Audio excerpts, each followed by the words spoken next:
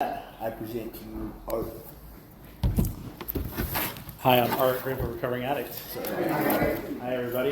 Grateful you guys are all here. That shows me that you want to get your life better, you know? And I didn't come in here wanting to get my life better. I just didn't want to do the things I was doing. And I didn't know how to do that. And so just want to share that I'm glad you guys are here because it makes a difference that we show up for ourselves. You know, through working this program, we get a chance to look at ourselves and to do something different just for today. And it's not always easy, but if we show up and we do the work, we grow. So just wanted to let you know I'm grateful for you guys here. Because if you guys weren't here, I wouldn't be here. I wouldn't even probably be alive if you guys weren't here. So I'm grateful for this program. And I just want to tell you a little bit who I am. I'm a satanic mechanic from Castro Valley. I grew up, my dad was an alcoholic. My mom was a schizophrenic, still untreated, very challenging person. Love her, but don't always like her. Toxic family, where that leads. Trying to get attention was my first drug of choice. Any way to get attention, usually in a negative way, because I have a funny, you can ask Aiden, I have a humor about me. He didn't know that yet, but I've been acting on it a little more recently because of some feelings that I don't want to look at or want to feel, right? So I'm really good at projecting an image of what I think you will like, right? And I've learned I don't have to do that today, but I still do because I'm an addict, right? And I want attention, and I want to be loved, right? We all want to be loved. We all want to be liked, and I didn't know that. So growing up, I was doing it, I'd get kicked out. I've been expelled from every single school I've been to. I've been to many schools. I don't have any old friends because I was always getting kicked out and always had to meet new people. So I'm really good at talking and getting in there in a group and hey, how's it going? Getting to know you, right? I'm just really good at that because I had to. That was my coping mechanism. And eventually, people were cutting class and smoking weed, and this dude's like, hey, do you know what weed is? And I was like, I knew exactly what weed was. And all of a sudden I knew right where to get it. And so I went to my dad's little tin, and I went through there, and it was skunk weed. I mean, this shit was skunk. Back in the day, this shit was fire. And I took some and I smoked it, didn't get high. Tried it again, smoked it, didn't get high.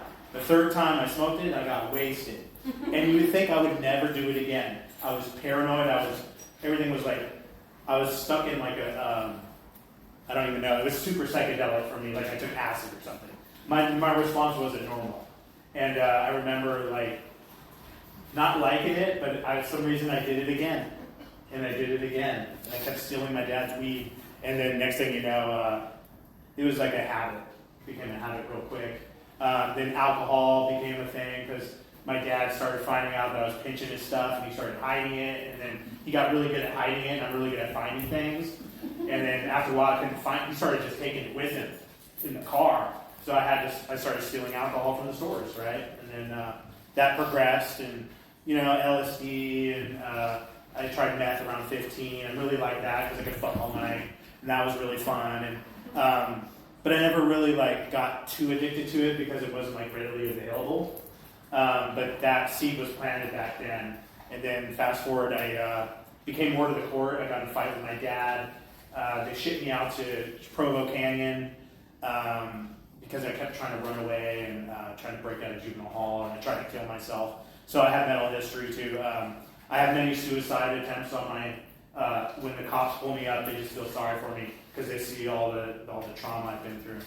And they shipped me out. I became more, I got clean through that program. I just was abstinent. I didn't use, and I found I liked helping people, and that was I was a support on that unit.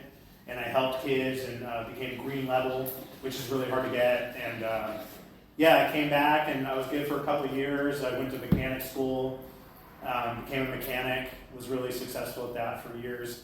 And then at the end of school, I started smoking weed again. They were doing it, everyone else was doing it. It seemed like a good idea, right? And I smoked weed for about 10, 15 years, drinking every other day, drinking on weekends, thinking controlling things, because my dad was an alcoholic, so I didn't want to be like him. So I didn't have a problem, right? And I was a somewhat functional addict for many years, and then I traveled. I was decided I was growing weed for years for the club, and I was tired of. I was just like working all the time. I wasn't happy with my life. I went through a breakup, and my friend was doing the nomad thing, so I decided to sell all my shit and hit the road. And I did that for like 8 years. I traveled from hot springs and got to know people. It was such a beautiful experience the first few years. And then my brother died. They found him hung in jail, and I remember just feeling so devastated. I didn't know how to feel. I was all fucked up, and isolated for like 6 months in my mom's bed. Next to her, we just slept next to each other and barely coped, just sleeping and eating, sleeping and eating. And then I snapped out of it, and we started getting angry at each other. And then I bailed and hit the road again, and ended up in Clear Lake where my dad was staying. And I had a van broken down over there, and all my tools and shit. And I started hanging out there, and I don't know if you guys know Clear Lake, but there's a lot of methamphetamine there. And I was walking to the gas station every day, getting beer and just snacks and stuff from the gas station right around the corner. And people kept giving me the drug, methamphetamine, and I know that shit took me down quick. And it took me to a place I don't even want to talk about. But, stabbing myself, putting cigarette butts, burning myself with a pipe. Like, I had scars, and it was really bad. I got really dark, really bad with porn addiction. I was just isolated in that van, and that's all I do. And then one day I decided a needle was a good idea, and then I was a junkie real quick. And then one night I remember trying to hit the vein, and I was just so friggin' pissed I couldn't get it. It was a dull needle, and I was like, it finally dawned on me that I had a problem. And I'll never forget that night because I felt so much despair, and I couldn't stop poking myself with this thing, and I couldn't stop. And a higher power kind of came in that night and identified me as an addict, and I didn't know what to do about it yet. And a couple of years went by, and I was dabbling with abstinence. I could stay clean, but I could stay abstinent, but I couldn't stay abstinent for more than like 6 months or 3 months. And I didn't know, I still didn't really know what to do. And finally overdosed, fentanyl-based heroin, and I fucking woke up in the hospital 5 days later. My kidney shut down, my liver was barely working, and I popped up, and something happened there that I realized that I needed to get help, and that I couldn't do this thing alone. And so I got on my hands and knees, and I prayed. I said, God, help me. And they handed me the paperwork when you check out. I've gotten that paperwork a million times. And just throw it in the garbage when I get out, right? Just throw it over there. I don't need that shit, right? And all totally in denial. But something told me, I kept the paperwork. I slept a few more days in my van, and then I looked, and I found, I ended up Googling Second Chance. And I went there, and that program helped me get my life together. I was sleeping in my van, like there, just going to meetings. I didn't know what to do. I had nowhere to go. Rents were so high, I couldn't hold a job. Mental illness, all this stuff, untreated stuff. And finally I saw, I finally started getting my life together. I got into a housing program and get some hope. And then someone mentored Jimmy to be a sponsor, and asked Jimmy to be my sponsor, and he was part of the MA program, and he was the program manager of Second Chance, and it was just like a spiritual thing, because he's just such a good guy, and he looks like my dad. He plays guitar. I mean, he has a lot of similarities that my dad has that he didn't give me, so like he's almost like a father figure to me, my sponsor, and he holds a family down, and something I still haven't been able to do, and I'm grateful just for his support and love, because he helped me get through the 12 steps, and I'm just super grateful because those 12 steps helped me look at myself and see why I used. And it had nothing to do with the drugs. It had to do with how I felt about things and how I identified, And I know I'm not alone here, because I know you guys are here.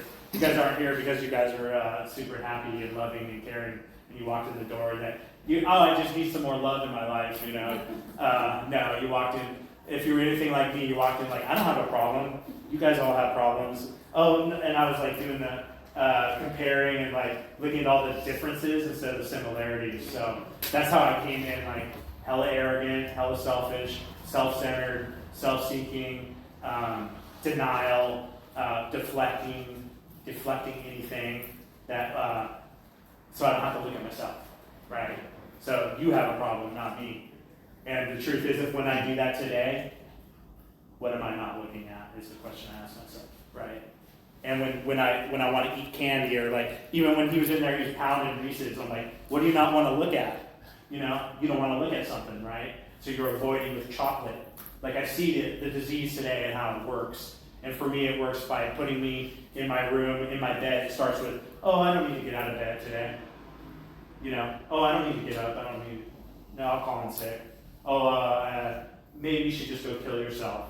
Or, oh, no one loves you. That's what the disease tells me sometimes.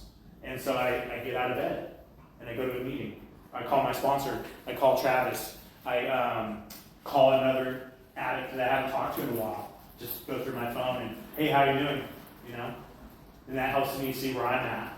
Oh, I'm struggling. Oh, I'm struggling too. Fuck, I didn't even realize it. You know what I mean? I need you guys. Because without that, if I don't reach out and ask, how can I be helped, right? How can I help anybody if I'm not reaching out and letting you know that I'm struggling? So, so I'm grateful that I came in here the way I did, because it taught me all the mechanisms that I use to not feel. You know, because I don't want to feel. I want to feel good. I want to feel orgasms, and I want to feel happy, and I want to feel that stuff. Don't get me wrong, I want to feel that. But I don't want to talk about how I feel sad right now. I don't want to talk about how I feel disappointed in myself because of a relationship issue that I'm working on. This is what I'm dealing with today. You know, like this relationship that I keep breaking up and getting back together. And that's abusive, you know. And I have to take a look at that. And what is it? Oh, because our morals aren't lining up. We have different wants and different needs. The sex is great. Well, it doesn't make a relationship work, unfortunately. You know, there's a lot more other things that make a relationship work, and I have to look at that, and I don't want to talk about it. I don't want to look at it. I didn't even want to go to my therapist today. I get outside help, and I was like, I almost turned the car around, swear to God, and I prayed, thank God for the serenity prayer and a higher power, right? And I said, it's going to be okay, Art. You need to go. It's been 2 weeks. I just got back from the Netherlands. I went to Amsterdam, didn't use. You know, like I don't need to use. I can go anywhere. I didn't go to the red light district. I wanted to, I didn't go. I wanted to, but I didn't. Because I know that's not recovery. That's not spiritual. And that's not going to fulfill the void that I feel in me of lack of love. That's just going to be another feel-good moment for a minute. And then I have to feel the guilt and the shame and, the money that they're going to use. And what God knows what situation they're in that I'm supporting that I don't support. You know what I mean?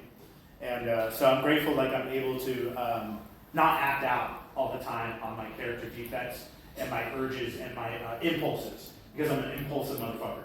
Like, you want to go do something? I'm like, yeah, let's go, like, before I even think about it. So I have to check in. This is what I do every day. It's like I check in. How you doing, Artie? And Artie is my little kid, right? Artie is that wounded little dude that doesn't want to talk about anything. Artie's that guy that wants to, like, get love but doesn't know how to ask. And so I nurture that part of me and talk to that part of me. And that's what my therapist is having me do, is like help me, what am I so afraid of? To show my vulnerability. Why am I so, what is it, right? And it is, on a surface level, it's fear of rejection, it's fear of intimacy, it's fear of being hurt again, right? Because if I let you in, then now you know how I tick, and now you know how to work me, right? And I'm very good at that too. So, 5 minutes, right? So it's good to know that that's what I do, and that's if I'm not in my spiritual mode and in with a higher power and with you guys and in a meeting and like talking about my feelings and working these steps, these attributes. These defects, the way I push away become stronger and stronger.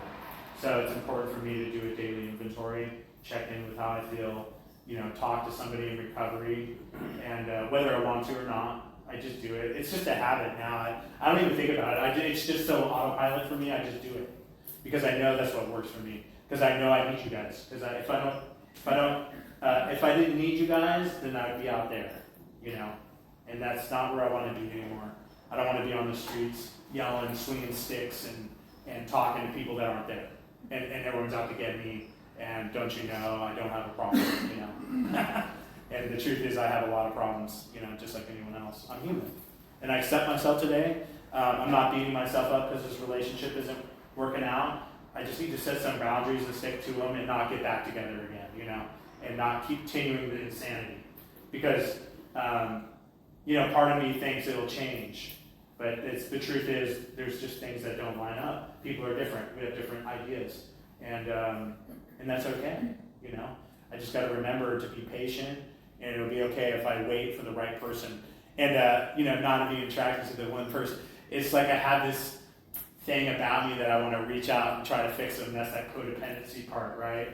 And I want to like try to change people, because don't you want some of this yumminess, you know? But the truth is, they have to find it for themselves. They have to be happy with themselves. I can't make them find self-love. Only I can be into self-love. And I can fall out of self-love within a minute. You know, someone cut me off or something like, you know, some situation happens that doesn't go the way I want it to, right? It's all about control and wanting to control people, places, and things. When that doesn't go my way, then I start projecting that fear on other people.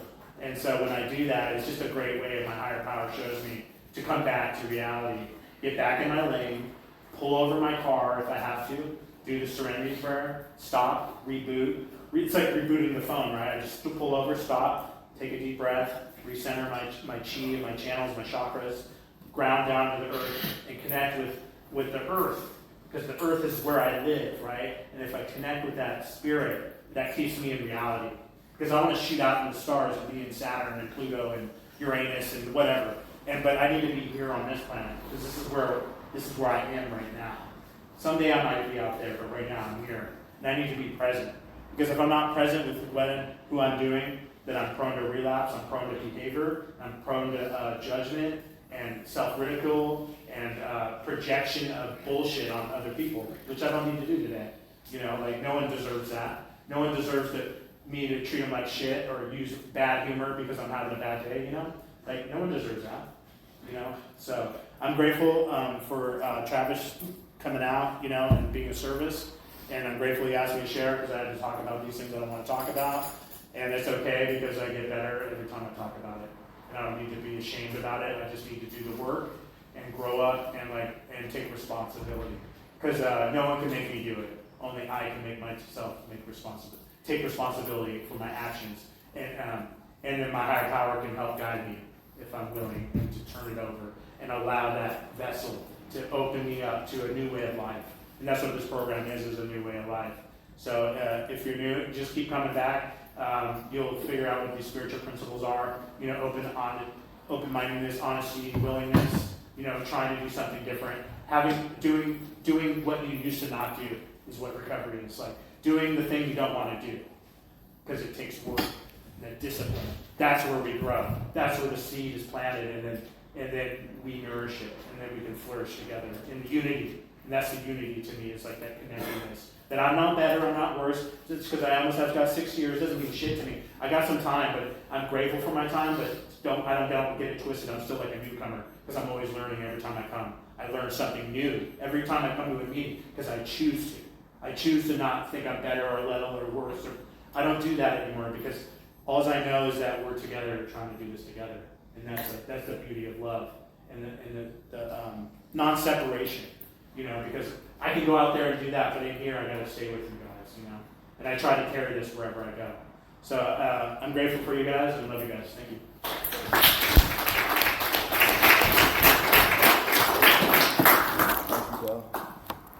It costs nothing to belong to this